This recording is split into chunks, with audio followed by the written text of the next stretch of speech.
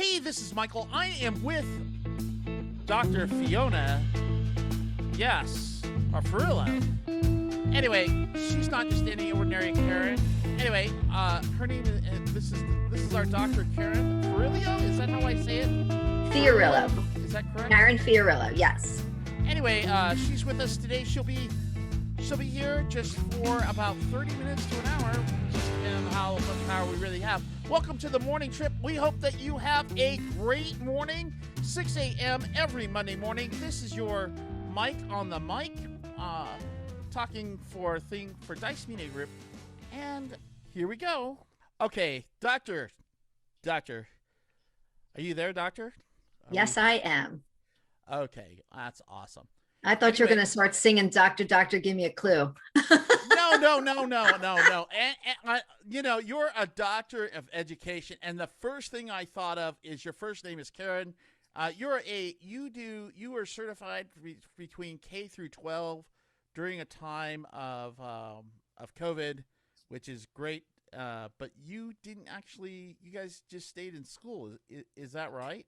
Yeah, last year we were out from March until June, but we went back in September this year. So we've been full systems go from the time we started. Okay. Some students chose to stay home, but a majority of our students are in person. Oh, wow. That must be disappointing to you. I mean, just kidding. I actually prefer to be in the classroom. So you teach technology, and Yes. You do kind of an immersion thing where kids work with robotics. They do a lot of things that I never did when I was a kid, right? And so they're learning a little bit about HTML coding, a little bit about social media. Just for a little information, Dr. Karen Ann Ferrillo is a K-12 certified STEM business teacher at Indian Crest Middle School and Sutterton Area School, Philadelphia, PA. She earned her BA in English Literature in 1984 and MA in Technology and Education in 2002 from Rosemont College. She received her Sister Mary Dennis Lynch Award for Excellence in Educational Technology. Dr. Ferrillo earned her EDD, which is like a doctorate in education, from University of Phoenix in Educational Leadership and Technology in 2015. Her published dissertation is entitled Guidance Counselor Perceptions of Cyberbullying in K-12 Environment, an exploratory single case study. And since 2014, Dr. Ferrillo has served on the Rosemont College Alumni Board of Directors, and she's recently appointed president-elect. Yep. Anyway, so she knows her stuff when it comes to education, and she's part of nonprofits and other things we'll talk to as we go along. All right. So, Doctor, I just have to do that sometimes. We edit that in and out. And Sure, no problem. Yeah. Anyway, and okay. So, you've been just full on just teaching. Has anything in the teaching environment changed for you? You have a doctorate of education, but you're still teaching like 6th through 8th grade. Yeah, I guess it's more the theory behind everything. And the children learn at different levels, obviously, but the middle level, it's a different animal completely. We teach the 6th graders the basics of digital media, digital literacy, cyberbullying, pretty much everything that they need to stay safe on the internet, because in 6th grade, that's when decisions start to be made that may not be exactly perfect. And we move into 7th grade, which we teach entrepreneurship, which is wonderful. The kids really enjoy creating a company, product or service, and many of them create food trucks or portable kiosks that can go from place to place, almost like an Alex's Lemonade stand type of a situation. And then the 8th graders are coding and web design, and they really love it. And I motivate them. Every time they finish a unit, we do a building activity. So we've made paper airplane algorithms. We have done the catapult activity. We've made Kinects, simple machines with movable devices. And our last thing is a cardboard arcade game. Well, that's awesome. So cyberbullying, see, I'm from Catholic school too, but the way we were taught to deal with we didn't have cyberbullying. We had this guy push you, he touch you, he go down, nobody, kind of thing. So cyberbullying seems to be like really important. And because honestly, if I had a kid who had a problem with cyberbullying, I'd probably take his phone away or something, Mm-hmm. I'd tell him, because I'm from a military family, and we would say anything he wants. He touches you, he's done. You Mhm. understand, and that would be the way. That's the way we would handle it. In private schools, you're not really allowed to fight, but sometimes you are. You know, um, What I decided to do is allow them to take out their phones instead of putting them away. And I want to teach them the importance of having location services turned off so that you can't be found and that your pictures aren't tagged with geolocations. So I want them to understand the importance of using the phone with respect and responsibly. So I actually let them take them out. I okay. don't tell them to put them away.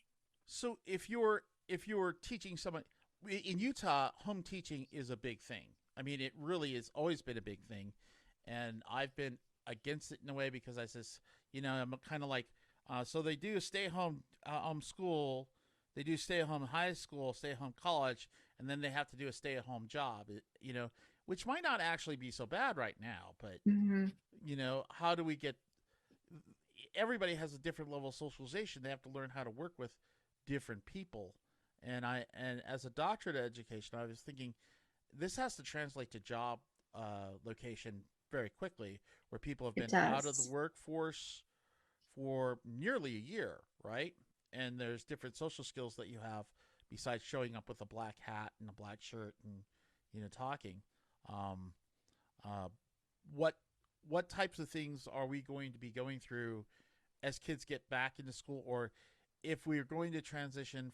Some kids have decided they'd never want to go back to regular school again, right? We've actually seen the opposite. In fact, in January, when we switched semesters, the children had the option of coming back or staying home, and 40 of them came back. And they came back with vim and vigor. They could not wait to be back with their teachers, back learning in person. I'm 100% positive a lot of it was social. And that's important because the kids love the socialization in middle school, especially. But I was thrilled that the kids were coming to class and ready to go. And I don't know, I think that truly staying at home was getting on their nerves. Okay.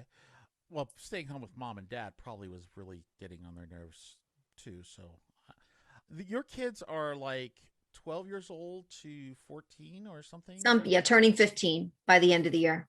Okay. And then, and you got your degree in English, right? Yes. And your first one, anyway, the first love was English and literature and stuff. How much, how much of that is translating? Because I get kids that get out of high school right now, and I wouldn't let them write a blog post because they're just not. Mhm. They just Well, to be honest with you, I told the kids that my class is like a second language arts class, only because I'm so tough on them. We learn how to blog properly, and we use a program that's called Kid Blog, and the children learn to interact with posts to and from each other. And they do have to understand that there's a proper way. You don't just want to throw things all out there in IM language, and you don't want to use lowercase letters, and you need to separate your sentences with periods and question marks and exclamation points, and you only need one exclamation point. And emojis are great, but you don't put those in a professional document. So yes, I am definitely using my English lit background for the grammar portion of my class. so when so it's this. You're a full time teacher, and you have your both your boys are out of your house and they've graduated Rutgers, right? Yes, And you have a side gig too, right? two of And them. two of Two them. side gigs. Yes, I was just letting you have a side gig, and one is the exercise thing, which I'll leave in the comments below. What the which is I found really interesting. It's something you could do at home, and you have Mhm. people. You do that every other night, or Yes, actually, on Mondays and Saturdays, I have my Corona aerobics. That's what I call it. And every other Sunday, we have yoga. So I do a strength and flexibility class Mondays. I do a bar class on Saturdays. And on Sundays, I do a restorative yoga when I'm not teaching at Rascals the other nights. see. So what happens is you're always busy. There's not a time that there's time to sit down, and you wrote a book, right? Yeah, Yeah. And you're two, probably writing another book, two right? books. Two books. And so here's the question for me, because um I'm lazy. I'll admit it in that way, right? Um, but not everybody's a type A person, but they want to have type A results, right? They want to Right. have a balance. Some people just having their kids and getting them to school and back, they consider that a success for today Mhm. because the kids lived, and how do how do we, if we're a type B type person, right? We want everybody to be successful, but we feel maybe all this stuff is maybe too much to put on a kid in a way, or even on our spouse, or Mhm. how do we change gears so that we're prepared for each task that we do during a day? But what I found with my guys, especially in seventh grade, everything that we do is chunked. There is a timeline that we can follow.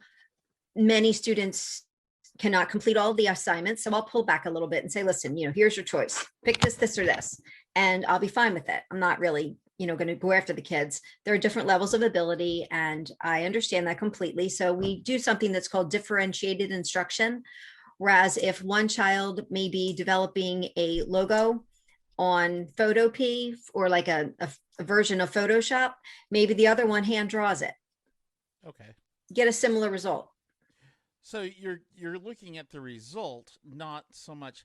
What I really hated about part of my high school experience is that I got a better grade if I sat there and did crap than if I aced the tests, Mm-hmm. or whatever. Because as I said, I'm generally lazy. I'll look at like 3 or 4 days. Okay, I'm ready to take the test. You can't. Yes, I can, because that's you know.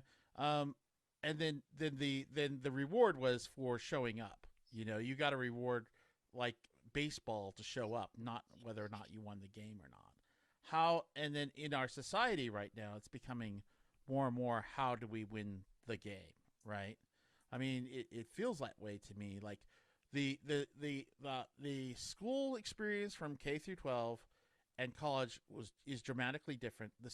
But it's even more different when you go from uh, college to like the real world, right? Mm-hmm. And how and also this is kind of like the multiple worlds where we have people that have good internet at home, right? And then some people that really don't touch internet till they come to your classroom, right? And so maybe, do you feel that in any way? Are there still We do. We try to keep the learning curve fairly even for our children. And if they don't have access at home, we'll give them a stick that they can take with. So it's an internet capable stick. They can put that right into their desk, into their laptops. Every child, we're in a one-to-one environment. So every child has a school provided Chromebook and they okay? use that. So, I mean, we're really pretty progressive in our district as far as what the children have so that the digital divide is not as wide. Right. And but you're in a are you teaching a private school right now, No, or it's public. it's public? I'd want to make people understand that this is doable in a public school environment. How many kids Yes. in each classroom are you at right now? We have on average, I would probably say between 22 and 24. We normally have between 25 and 30. So our Okay. numbers are definitely down, but not drastically. Okay. Because in Utah, a lot of times we'll have 40 kids in a class because it's called stacking. I don't know if you know what it would be like to teach 32 girls in a class or something like that, but I couldn't even imagine it. Mhm. I mean, I've had upwards of 36 and it is challenging. When you said that guys, I have my guys do so, is there teaching difference? Is there a gender fleck difference between teaching guys and girls in I don't classroom? know. I mean, I'm a boy mom, so I'm like I'm good with it, and I'm a girl, so I can kind Okay. of figure it out. I I was just because in communication we study that all the Mhm. time. That if we put little girls together, little boys, the little girls will talk to each other. The little boys just stare straight on and be kind of quiet. You Mhm. know. You'd be surprised that the children really aim to please at the middle level for the Okay. most part. They want to impress you. They want to earn good grades. And we have this wonderful learning management system that's called Schoology. And the children and the teachers are in constant contact. So there's really no reason why a child would say, I lost my paper. Okay, go into the folder and the electronic copy is there for you. So there's really no my dog ate my homework thing going on anymore because it's all electronic. And we can also, the algorithm shows us when they were online, when they last accessed your course. I mean, we know all that. So we're a little sneaky. So, what about openly lying to your face? Because I know that or something where I just didn't want to do it last night, or whatever it is. It could be. I'm just saying there are people that are in great supported environments and maybe not, and this also translates into work, right? Where somebody's miserable at work. Is there a way?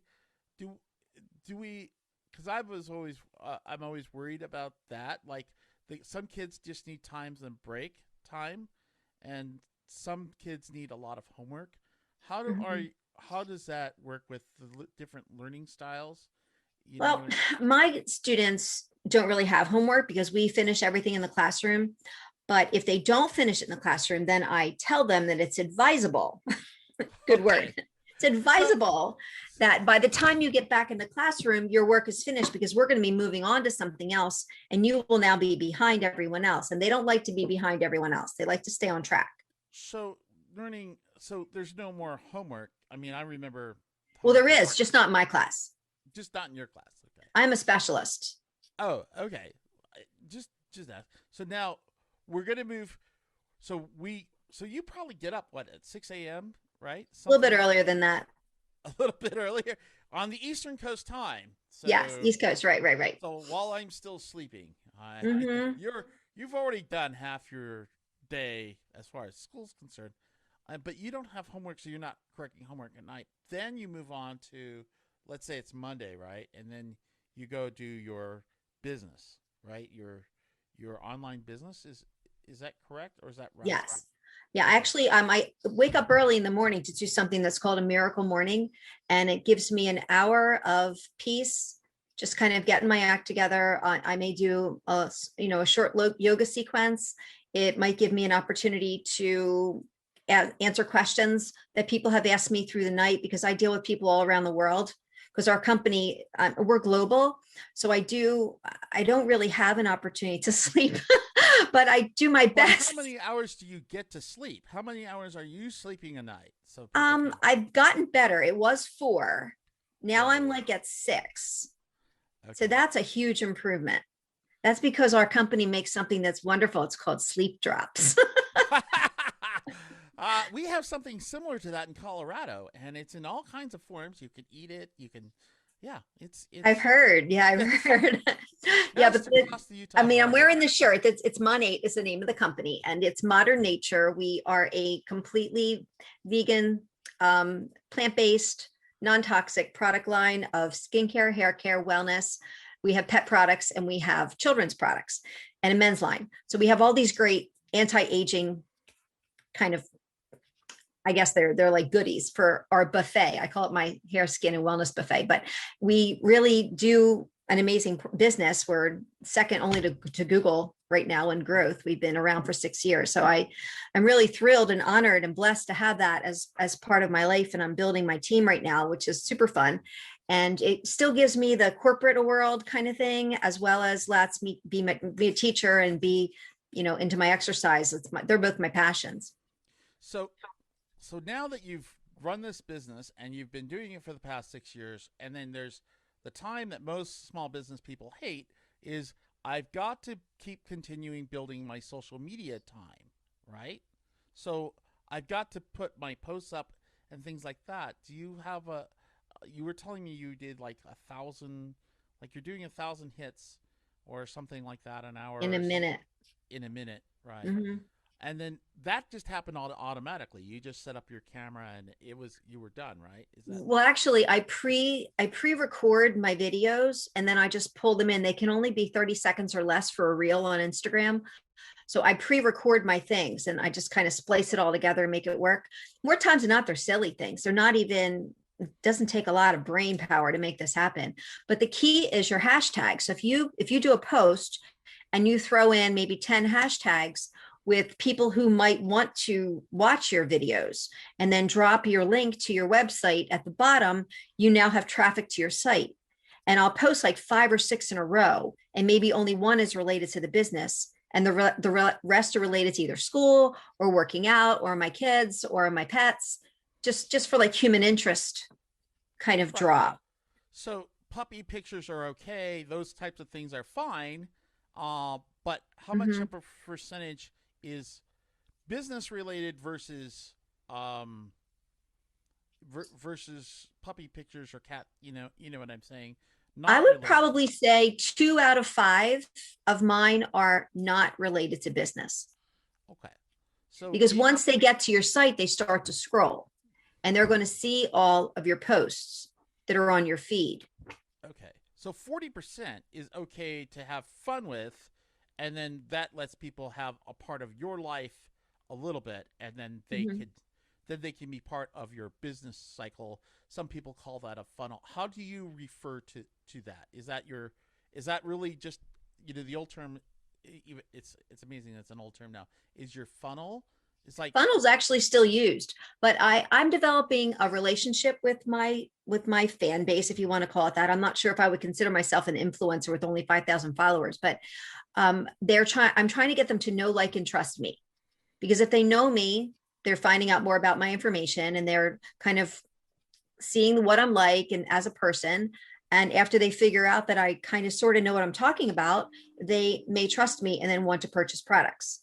And even if they don't want to purchase products, they're watching me. And I've had people like 2 and 3 years watching me. And then all of a sudden they show up and they are like, okay, I'm ready now. I wanted to I join your team. Or it's like, yeah, what? I'm toe in after 3 years. Then I'm willing to get in the water. So Well, is it I've only been in Monate for 1 year. okay? The business has been active for 6, but I've only been a part of it since December of 2019. Okay, and just so Clarify people that. can, okay, so if you have 5,000, like, and this is on Instagram, right? So it's not, you don't And really, Facebook, right? and Facebook, so you don't really And get Twitter and LinkedIn and whatever. yes. I call it the inter-Twitterverse, and we do all that at Dice Media Group too. We put it up like 27, so you'll be on like 27 different channels, and we'll backlink. It'll be fun. But anyway, the idea is I'm trying to give people a real world. How can I'm sitting at home or I'm in COVID, right? I feel my income is really shrunk down, or I'm feeling depressed because I can't, like in my case, I can't just go up in front of 5,000 people, and talk, right? I can't do any of the things that I used to really like to do, like do my events and things, because, well, there's this thing out there, and Mhm. masking's a problem for people, whatever. Anyway, I'm so if I'm sitting at home, and especially if I'm a housewife or I have my kids with me, right, which you obviously have some sympathy with, even though that you're teaching every day. In Utah, and in other states, a lot of places, the kids are still at home. If Mhm. you were in that type of situation, could you launch your own business and do all the social media and things that you do, even if you've got, the two little kids with you, or something? Or Mhm. is there a certain age level that you need to have them at before you're allowed to really start building on your life and your business, Mhm. No, I mean, a lot of our gals and guys are stay-at-home moms and dads, and we have currently 56 multi-million dollar earners in our company, and 14 were just announced I guess it was last month. 14 new $1 million earners were announced. Obviously, things are happening. A lot more people are doing e-commerce. It's an easy click send. I have it at my house in 3 days. It's wonderful. I love the products. It's a consumable, so they reorder. That part is really brilliant. But my biggest growth in my company was 2020. When I was home, I was working about an hour a day on my business, and I was teaching for about 23, because my students don't sleep. So they would be up at 3 in the morning expecting a response from me. So my phone, I had to turn it off. It was blowing up. My students would literally be online at 3 o'clock in the morning doing assignments, and they had a question. Oh, Like, okay, I'm just gonna have to put an away message on my email, because they were literally contacting me at all hours thinking it was okay. So we talked about boundaries first thing this year, in case we did go to a virtual environment or we went hybrid. Fortunately, we only had to have a couple of hybrid days in the beginning of the year because we couldn't have as many students on site at the time, but we got through it. But I told them, I said, you need to understand that I have more to do than teach. I mean, I love you guys, but I do stuff. Let's I be I fair I here. uh, and I don't know if you have grandkids yet, but it's going to be like all No, these not things. yet. Not yet. You haven't gone as the, sons. I've only wanted one thing in life, and that's grandchildren. Did you know Well, that? to be honest with you, they were supposed to be married in October and the wedding got postponed. So now the wedding is in August, 2 days after my birthday. And we're over the moon ready for these two to get Ready, ready, married. ready. Yes. Yeah, Uh, we're ready for sure. And then the little one's 23. He works from home now. He's with me still. And he graduated in December from Rutgers. He's working for a local company, which is an investment firm, and he's a management trainee. So he's working in his room 3 doors down from me. And he's starting his professional life under my roof, which is great because he can save the money and maybe eventually leave. and he can, hey, son, I want you to watch this part of this. We edited this in for you where you can leave. I Because I know people who their kids didn't go to college just because of the expense, and they really never earned even $40,000 a year. They never earned enough money to save up for a house to do any of those things so that they could leave. And Mhm. that's something that we talk about in a few other podcasts. How do we get them to leave? I mean, I've thought about food, about leaving trails, with doors locked behind it. What kinds of things? I mean, you've obviously been successful at one of these situations. What do kids really have to go to college these days to No, become? Okay. no. And I tell them that it's not for everyone. Now, I attended school for 26 years total. And like, that's crazy. And I chose to do that. It wasn't somebody was forcing me to do it. I decided to go back for my master's degree on my own recognizance because I really wanted to learn more about tech. And then my dad, he passed away at a very young age. Our last conversation, he said to me, I was about halfway through my master's. He said, Kara, what do you think? Are you going to continue on after your master's? And I said, no. He said, I really would like you to. Now, I didn't realize that in 2 days I was going to lose him. That was our last conversation. Wow. So, of course, guess what? I went back to school after I finished my master's. I took a little break. Actually, I took a long break. 7 years. And after I finished, I started thinking about it again in 2009. And then I finally started in 2010 after I went through the whole, it's a huge rigorous process to start to get into post grad school. Because you have to take the GREs and you have to do these tests and all this to get into college. But I was blown away by the process and I finished in less than 4 years. And I finished my oral defense in April of 2015. And I graduated in September of 2015. And I had a 3.98 GPA working full time. So basically, you're saying that if you can do it, nobody else can. No. Come on. I Yes, everybody can. I know. People ask me, what do you have to do to write a book? I says, you have to write 100 words a day and quit. And then go to the next day, 100 words a day, quit. 100 words. And they said, well, you'll never get it done that way. Well, then maybe next day you'll write 200 words or whatever. But if you limit yourself to that, you'll actually get down the road and don't edit it. Let somebody else edit it. Well, it did. It took about 6 months to get my my final manuscript approved for my book on cyberbullying.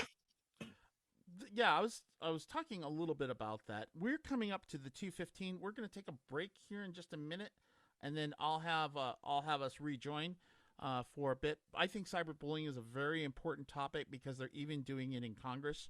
And I was like, I can't believe that you would cyber your adults, your Congress people. Why would you do this cyberbullying? And we just had a recent thing where a congressman was showing naked pictures of girls around, to other Congress people, and they had to tell him to rein it in. And he's 35 years old, and I was like, well, I cover sexting with my sixth graders.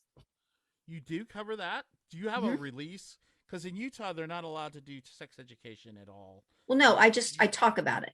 I say to them, you shouldn't send a picture wearing anything less than your bathing suit. And if you wouldn't send it to your grandmother, don't send it to anybody else. Because as they think that Snapchat, it just disappears. And I said, no, it's always on a server. It's not going to disappear. If ever you were in trouble, they could come after you and get all the data off the server. It just doesn't go away, but they seem to think it does. And even if you're typing in Facebook, even if you don't hit send, that those things are still recorded. Yep. So even if you didn't send it, but you Mhm. you were getting a good mad on, and you were telling people that some people are just evil and wrong, and they cut education Mhm. funding. Not, you know, the yeah. So I really want to talk about cyberbullying. I want to talk about the expansion of our schedules, because what they found is that as we stay at home, we tend to work another 10 hours a day, or 4 hours a day, and then we just keep working, and it never shuts off. And Mhm. I'm sure as a yoga instructor, uh, you know how important it is to shut that off. Yes, Or is there a downtime? there Um, needs to be. I okay, mean, I don't think enough people take care of themselves. So like self-care is huge. yeah. So there is that. Um, so what I'm going to do is, what we'll do is we'll take a break here in just a couple of minutes, and I thought that since it's your dissertation, you might know a little bit about it, even though A it's little bit. a little Six, bit, a yeah, little 3 years bit, worth of research. I sure do. and then how, and then maybe we can talk about a communication theory or two, how that lying spreads faster, and that's how cyberbullying kind of works.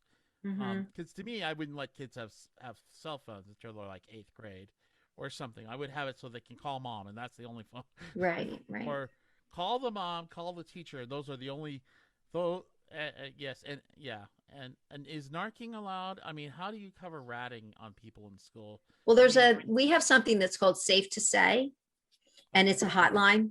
So if they feel that they or someone else is in danger, we are encouraging the students to be upstanders instead of bystanders. because somebody that we had a lot of people actually doing that in the Floyd case, where people were saying, "Get off his neck, do all this stuff. You're killing him. He's, a lot of people, even doctor, nurses, other people, somebody with some fighting experiences, he's out. He's on his stomach, whatever." And they were saying it, and they were putting out their phones, which is really actually kind of scary for some people to. Anyway, that's great citizenship. I'd like to just stop right now, and we'll Okay. go into our break, and we'll have our little infomercial, or whatever it is, the enter- In- entertainment commercial that's not really a commercial till we get a sponsor. And by the way, she is a Karen, but it's not a bad thing, right? I mean, she's No, I'm really just pissed. glad that my name is not just the grandmom's name anymore. I was thrilled. I was cool with it. I mean, Karen's and Felicia's had a rough 2020. Okay. Anyway, so we'll be joining back in just a minute. Okay, everybody, hang in there. Here comes the music, and this is your favorite Michael, or the most favorite host, early in the morning. We'll be right back.